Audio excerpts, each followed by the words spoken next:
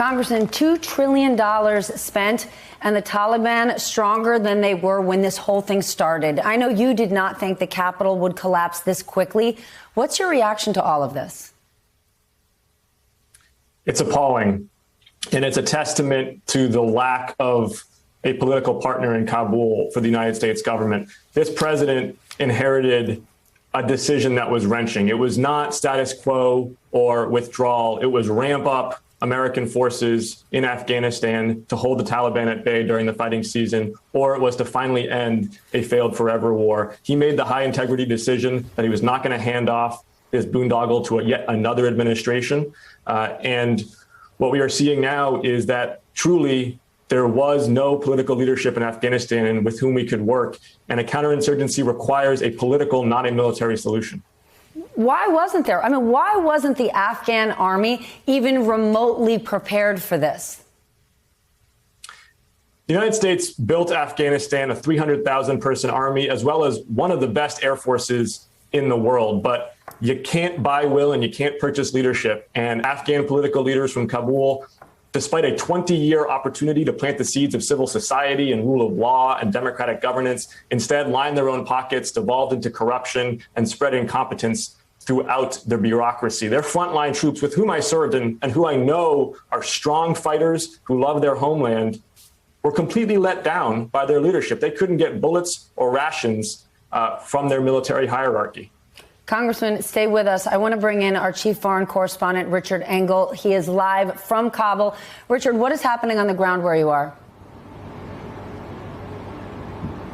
So we are near the airport right now, and that is where we've been seeing these incredible scenes of desperation, scenes that will go down in history about this withdrawal and what the United States is leaving behind in Afghanistan. The U.S. is leaving a country that is now run by extremists, where people in the thousands and the tens of thousands will risk anything to leave. At the Kabul airport over the last 24 hours, tens of thousands of Afghans have been trying to break in. Many of them succeeded in breaking in, bursting through the doors. There's no security. There's no passport checks. They're rushing onto the tarmac. They're getting onto planes, and they are laying down on the floor of the planes. They are getting into the undercarriage. They want to leave at all costs. There is also a military side of the airport. That's happening on the civilian side. On the military side of the airport, that's where the evacuation of U.S. personnel, primarily from the embassy, is taking place. And also thousands of Afghans were able to get into the military side and cling on to American transport jets as they are taking off. That is the level of desperation here. The people don't want to be left behind. They don't want to be left behind in a country that is run by the Taliban.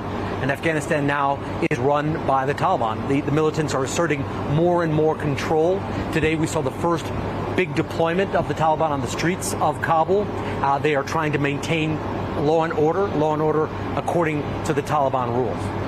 Then, Richard, what happens to you there, your safety? You are now in a country controlled by the Taliban. So we and other journalists are trying to figure out. We have some plans in the works to leave when the time is right. Probably not best to discuss them in detail now. But so far, the Taliban have not been hostile to foreign media. They say that we are welcome to stay as long as we register with them. But there are many indications that is not a good long-term strategy. So we are covering it day by day, but we are also keeping an eye on the exit. And I'll probably leave it at that, if that's okay, Steph. Absolutely, Richard. Your safety is our priority. Congressman, given all of this and what you said moments ago about political leadership in Afghanistan not being our partner, was this ever a winnable war? The war in Afghanistan began as a counterterrorism mission, tightly scoped to deny safe harbor to terrorists, as well as to bring to justice the architects of 9/11. The counterterrorism mission in Afghanistan has been largely successful. Osama bin Laden obviously is dead. There have been no attacks on the U.S. homeland from Afghanistan or Central Asia in the last 20 years. But under Bush and Rumsfeld and Cheney, it morphed into this counterinsurgency boondoggle. And in situation room after situation room, smarter people than me knew that we could not win a counterinsurgency in Afghanistan. That lesson was learned by the Soviet Union and Great Britain before us, but they did not have the integrity to say so to the American people. This president did.